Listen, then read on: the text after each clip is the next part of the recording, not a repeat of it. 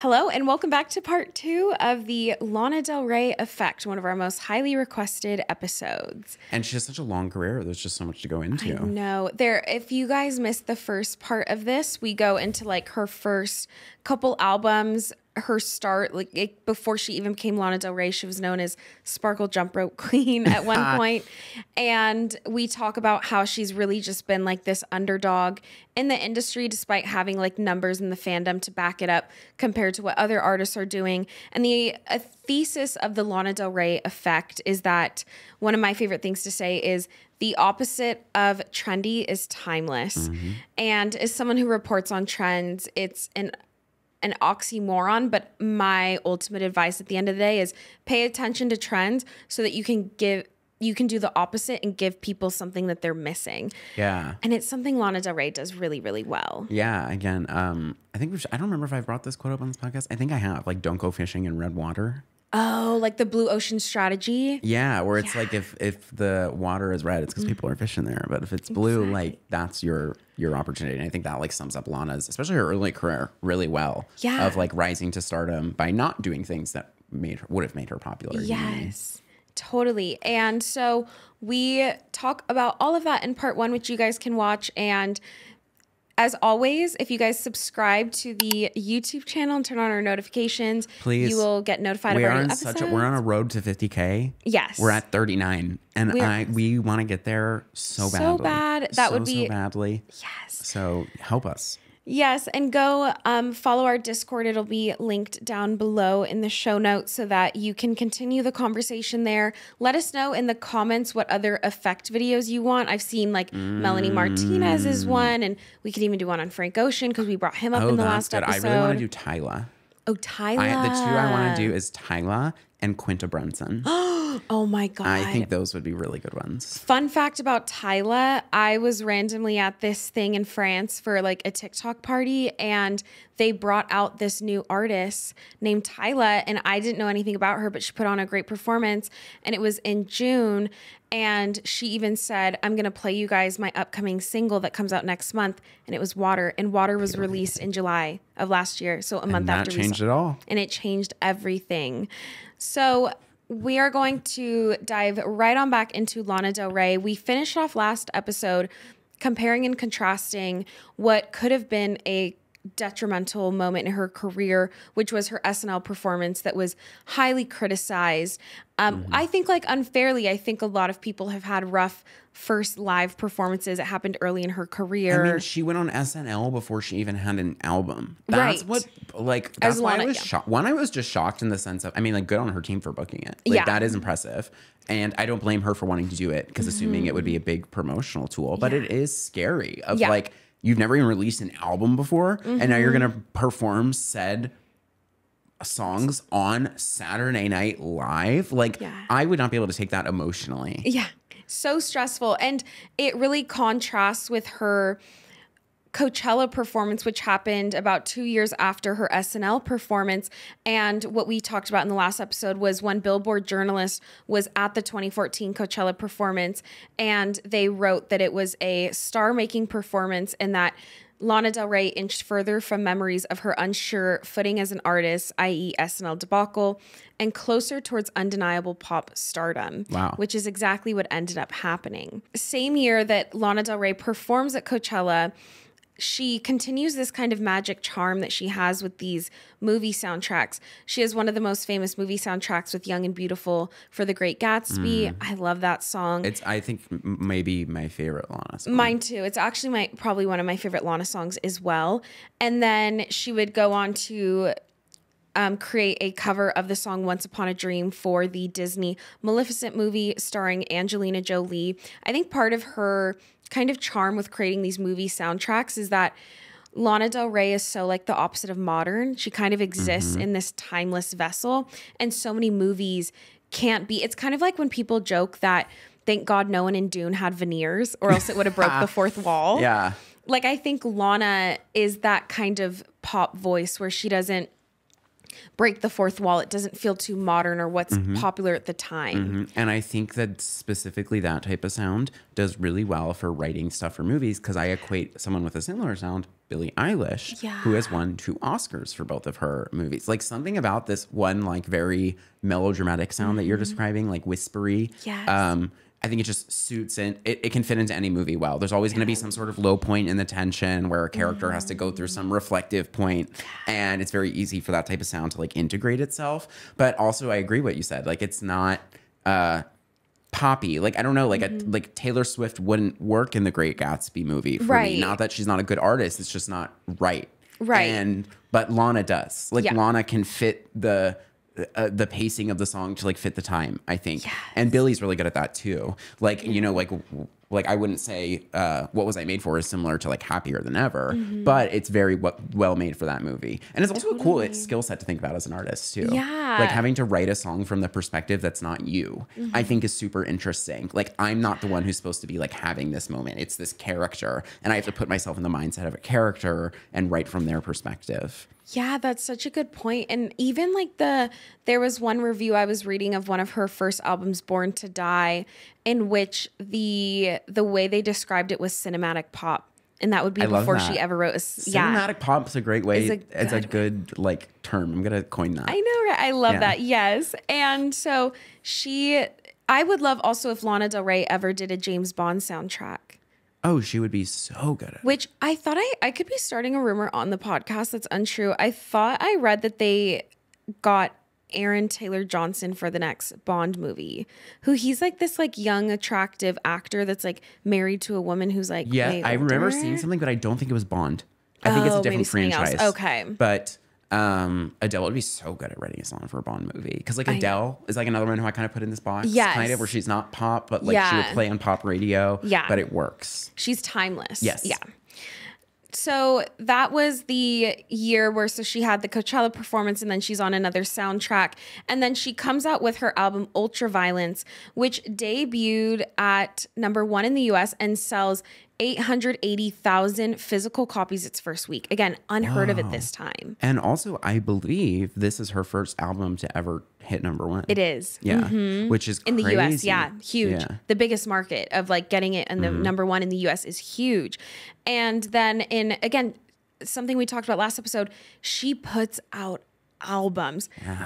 2015, she releases her album Honeymoon, which is my favorite album. She has this one song called Salvatore, and I used to listen to it because during like the height of the pandemic, when everything shut down, I found this one random kid, I'm assuming it's like a kid, they made a playlist on Spotify that was like so specific. The title's like in the French countryside at an extended family member's house for summertime, like blah, blah, blah, like Old Money. And I would listen to that soundtrack, and one of the songs was Salvatore by Lana Del Rey, and I would sit on my lunch break and I would just like close my eyes and be like, I'm going to be in the French countryside.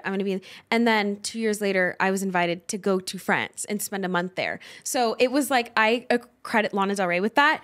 So that was Honeymoon. And then she would go on the Endless Summer tour that year, and her opening acts, it's so funny, and it just like makes sense for her. Courtney Love and then Grimes. Yeah. Great so tour. On brand. It's great on brand. Super on brand. Yes. And then in 2018, Lana Del Rey announces that she's in a lawsuit with Radiohead. They claimed that her song Get Free sounded very similar to the song Creep that's like, I'm a weirdo. That song. But What? No, but it did sound very similar. But I think that it goes back to the idea of like there's only so many chord progressions, which we've talked about. And she even like when she started playing guitar and how she said with those, 6 chords, she could write a million songs. And I think it's just that similarity. Radiohead their label demands that they get 100% of the royalties. 100. No one really knows how the lawsuit ended, but she did announce during Lollapalooza in Brazil that the lawsuit is over, and then she sang the song. So I think it means she maybe won the lawsuit, or she kind of, had come out. They probably get 50. Yeah, I'm sure it's like a split. Yeah. And I also want to just, yeah, the fact that, again, like, this is another example that she's just putting out so much music. I think it makes sense that maybe there are some songs that sound similar to others. When you're putting out that vast of a catalog, like, it's only a matter of time before some chord progressions are similar to ones that exist. I've always said this, and maybe this is a flawed opinion, but like we talked about this with the Cruel Summer and like Deja Vu thing. Yes. Like, nobody ever is like listening to Deja Vu and then being like, finally, I can remove Cruel Summer from my playlist. Like, nobody does that. No. I'm like, if you like one, you just like both, and like, that's fine. Yeah. Like, that has always been my take. I'm like, you know, like, great art is inspired from other art. Like, what is, like, I think if it appeals to one person, it'll appeal to the same person, and like, that's to be celebrated. More music is good. More art is good. Like, I don't know, but I understand the opinion. And it's like, not, if I made something, I would feel differently. Mm-hmm. It's like very easy to say from like an unbiased third party consumer's perspective. Yeah.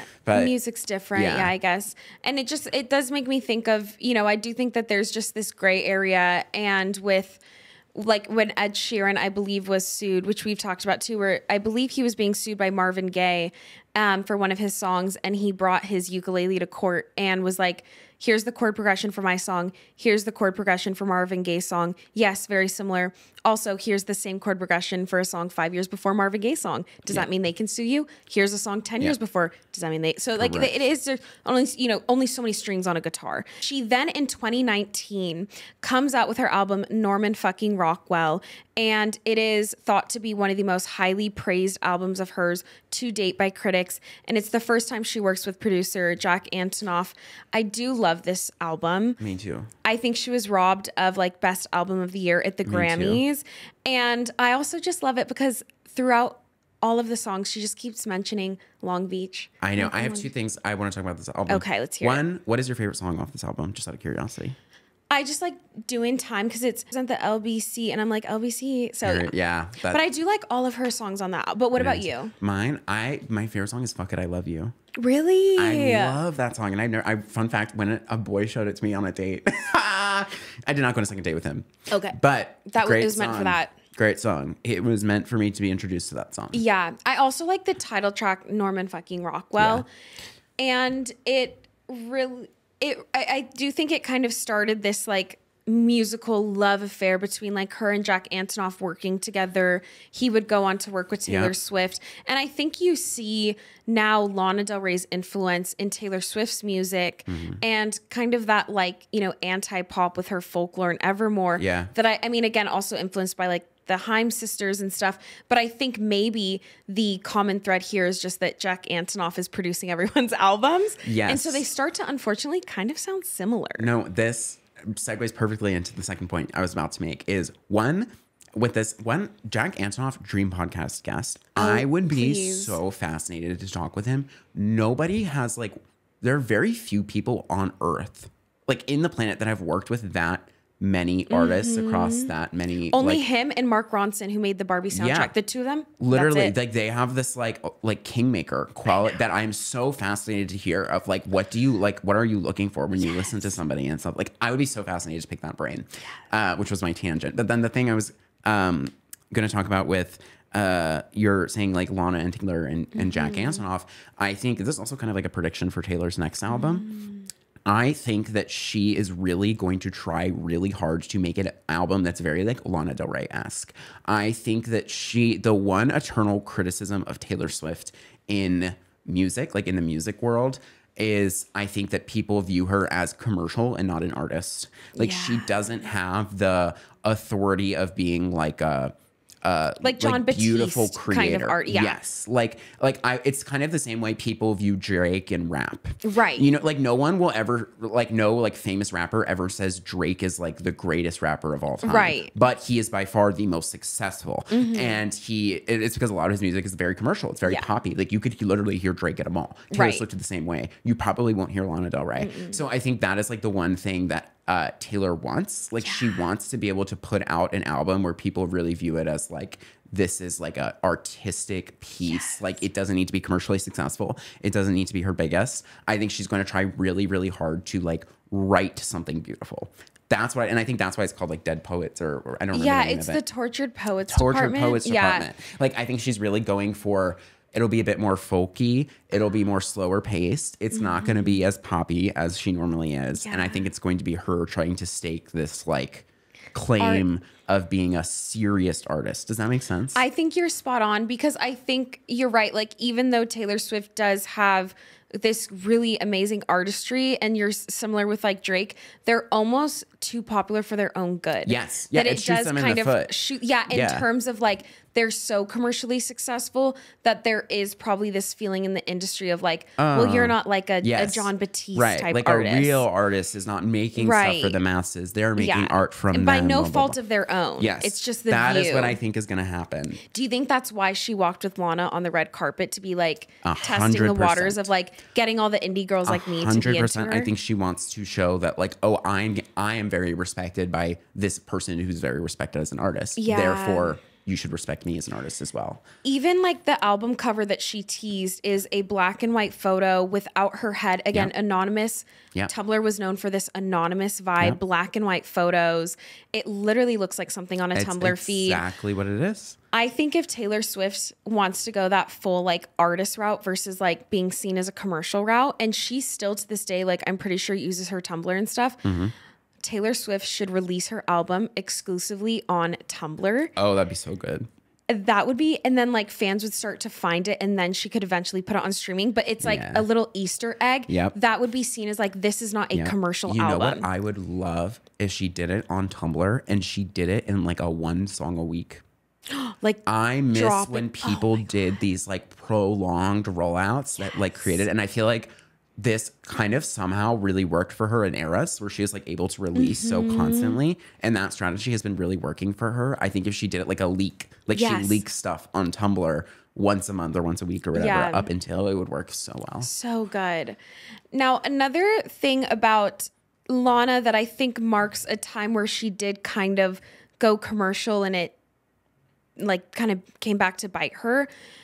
Did you know that in 2019, Lana Del Rey, Ariana Grande, and Miley Cyrus would appear on a song together for the Charlie's Angels movie called Don't Call Me Angel? The three of them are on a song.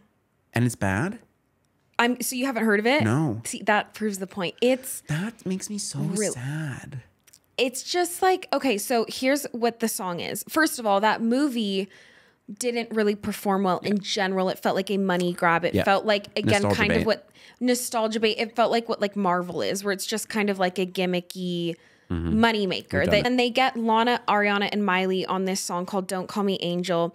And the song is like, Ariana Grande has this really like, you know, poppy chorus where it's like, don't call me angel, you know, very Ariana Grande-esque. And then Miley comes in with this really fast kind of aggressive verse. And then it feels like Lana Del Rey submitted her portion of the song before they knew what the song was going to be. There's even like a pivot in the song that I'll play for you off camera so you can understand what I'm talking about. And then it's like, Ariana Grande is like, don't call me angel. And then literally out of nowhere, it's just, I appreciate that. It's like when you're working on a group project in school and everybody does one slide of the presentation and like two of them are in the same format. And then there's one that's just like purple. Yes, they did. And it's like clearly made by somebody who didn't go to the library that day. Yeah, they were gone. Like, you know that they were just like, they did it last night. Yeah, and, they did not even like the same font. Okay, off camera, I'm just going to play it for you so you know, like it's so, and I'm going to go into this in the podcast. It's literally just like, it's proof that like you can put so much budget and like big names into something. If it's not good art, it's not good art. Yeah. I expected it to be worse. Okay. But I think I do agree it's off. And I think that, is she the third one? She's the third verse. See, that's wrong. I think she needed to be the middle.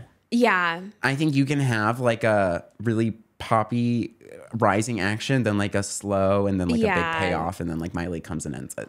It was during 2019, which was Ariana Grande's like arguably biggest era. So I'm sure like budget wise, they're like, we got to get Ariana's in much of this track as we can. Yeah. But I really think that that song and the response to it online was really proof that like I'm a fan of all three of these artists, but I do believe that the song was just not necessarily the best song that it could have been. And again, it kind of sounds like they're all part of maybe different songs. Miley and Ariana sound more cohesive. And I think it's just proof that good art isn't about getting the biggest budget or the biggest names in a room together, but like rather creating something that's cohesive. Yeah.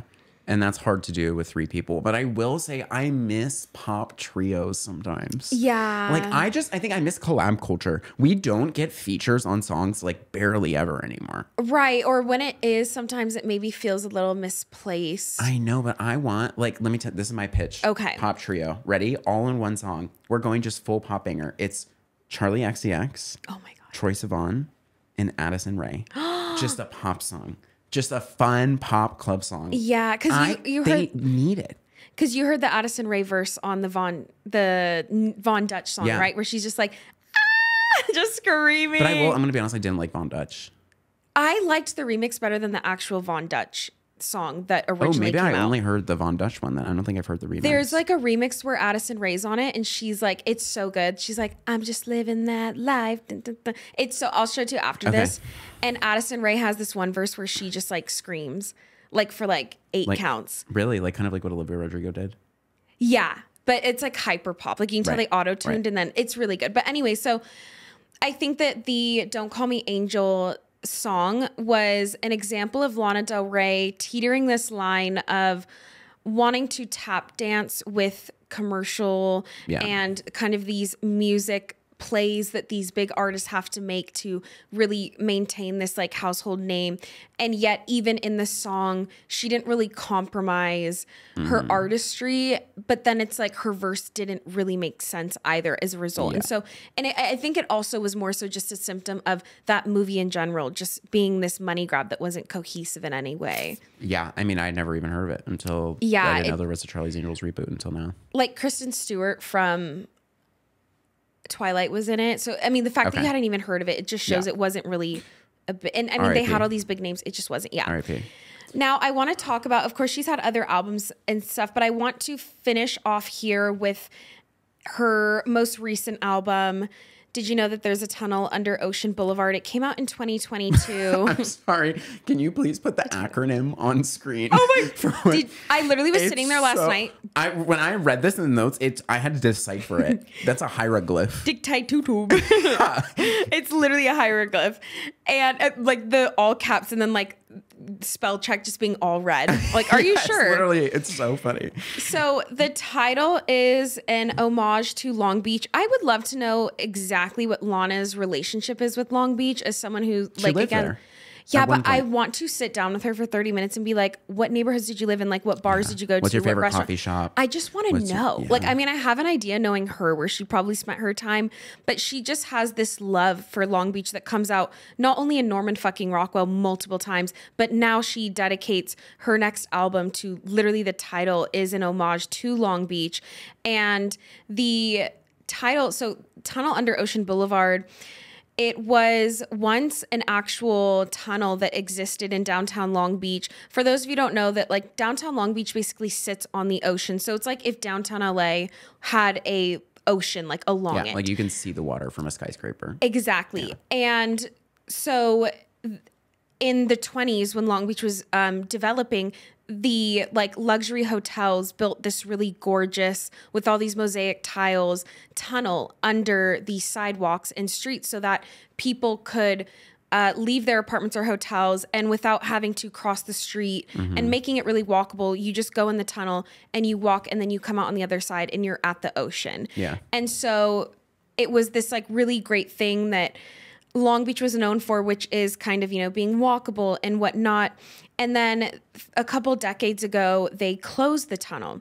And Lana Del Rey's album title nods to the idea that she's terrified of being forgotten one day. And she has an obsession with mortality and legacy since she was a teenager. In fact, she obsessed over it so much as a teenager that she went into a depression, developed alcoholism, and had to go to a boarding school to get sober as a teen because of it. And then after she got out of that, she in college went on to study metaphysics because she felt that it was the closest thing she could get to understanding God in the physical world. So she has this obsession with legacy maybe being forgotten. And did you know that there's a tunnel under Ocean Boulevard is a nod to, it was one of the reasons that Long Beach became one of the vast, most diverse cities in America, and yet they closed it and no one knew it existed anymore. I didn't even know about the tunnel until her album, and I grew up over the tunnel. I love that the like the metaphor of the title, because it's like, no, most people don't know that there's a tunnel under Ocean Boulevard, and that is like the symbolism for legacy. And I think it is like what her this album is really her coming to terms with the fact that she has built this legacy, but maybe how long is it going to last? You know, no one's legacy is really like bulletproof, and eventually generations go and it's kind of forgotten. And the album also really deals with a lot of complex stories around her family, her, you know, feelings of motherhood, and if it's something she wants, and really just like what is, bless you, and really just like what's going to be left of her when she's gone. And it was nominated for a Grammy. It was, besides Norman fucking Rockwell, it was again this other time where I think it really felt like she could potentially win the Grammy. Yeah, I thought so too. Yeah, and then instead it went to Taylor Swift. And then, you know, it's just highly contested. No one really knows how anyone feels about it, but Lana Del Rey was kind of dragged on stage. Yeah, it was a weird situation. Yeah, I think for me as a viewer, you don't really know what's happening. And people say it's because Lana Del Rey had a verse on one of Taylor Swift's songs. And I'm sure Taylor Swift meant well. But like we said, and I believe it was part 1, is that it was, I think, the first time I visually had this like thing to look at of the stark contrast of Taylor Swift's career, who is someone who's just as artistic and successful as Lana Del Rey, but has always been kind of propped up by the industry and is this poster child. And Lana Del Rey literally standing in the shadows of the stage, of looking at something that she got so close to getting and being kind of pushed into the shadows by the industry. It literally looks like a villain origin story you would see in like an animated Disney movie. I know. Where it's like they're best friends, and one of them is this bright, shiny person wearing all white. It's her in all black. Like, and she's like the emo one who never gets recognized or taken seriously or gets to win the prize. And then that makes her resentful. Like that, it literally looks like, but from my like 2 cents of this experience, or like the situation that happened, was like, I don't think it was malicious. No, not at all. Swift's not part. at all. I don't think it was at all. No. But I think it is kind of like a blatant example of like just that one friend who's like always had everything. They grew up with everything. They always, you know, like think about your one friend who, you know, got a car as soon as they turned 16. Parents are still together. Stable house. Anytime they ask for anything, like they got it. Like they just... it's like that's like her, but with music. You know what I mean? Like anytime she's nominated for Grammy, she most of the time wins. She's one of the most decorated artists. Yeah, like so she doesn't understand the concept of losing. Right. So she didn't see as like, oh, this could be a weird, awkward, humiliating experience for this person. I think she genuinely thought it was like uplifting her. But then it puts Lana in this situation where it's like, well, like now I have to be this like, one, you don't get time to grieve. Right. You have to like put on a face and mask and go be televised. And I think it'll be years before we really understand how Lana felt in that moment. No, God, do I want her to write a song about it? I said to my parents always throw these like watch parties for all these award shows. And I said to my parents as we sat there and Lana was in the shadows of the stage, I said, we are about to get the most insane album of her career coming out in about 3 to 5 years. I don't think it's going to be the country album. I think that one's probably already done. It's going to be maybe the one after that where she's going to, in some beautiful metaphor, address what happened. And we're going to finally like understand what it was. Like there's just going to be some line that's like, you've gotten everything I've ever wanted. Or like something like that. The that's shiny toy. And also, God bless the man who was on stage. And instead of taking his moment to like go up with Taylor Swift and with the other producers and celebrate winning his Grammy, he stayed back with Lana in the shadows of the stage, like holding on to her. Because like, or else she would have stood there alone. And like this guy like stood back with her, literally holding her up, and I'm like, that was the unsung hero of the night, is that guy who stood back there with her instead of like having his moment in the spotlight. And everyone needs a friend like that. Like, I don't know who he is. Everybody does. Like, shout out to that man. Shout out to that man. So to end this portion, she is now working on a country album, and it's why she did the tour only in the South. I believe last year, or maybe she announced the dates, and it was only in like Nashville and like, you know, which I think is great though, because a lot of those states and cities were like, no one ever comes here. Like, yay. Yeah. And she's slated to headline Coachella 10 years after her debut, which the reason this is huge too is I believe she was on the Coachella 2020 to perform, and then that one got pulled. But something about Lana Del Rey and festivals is, again, it's very similar to the way that she's treated by award shows, is that she was never seen as like a headliner. And she's even said, like, these people keep putting me on these small stages and I can bring out a crowd. And I even witnessed that when I was at Outside Lands. She was put on, you know, the second kind of smaller stage in the back, and it was quite literally a safety hazard. Like, shame on the people that put her, because I had to leave because it was so unsafe in that crowd, because it bottlenecked and people literally, the crowd that she was bringing out. And in 2020, when she was put on the Coachella headliners list, on the Coachella lineup, she wasn't even on like the top, like she wasn't one of the top names, the top 3. Whoa. She was a sub-headliner. And so I think it worked out. Yeah. It was meant to be that now that festival didn't end up happening. And now 10 years after her debut, she's the first name at the top of the list. Yeah, on the first day. Yeah. Which is cool. Do you think Lana is going to play the country album at Coachella? Because I think she's going to.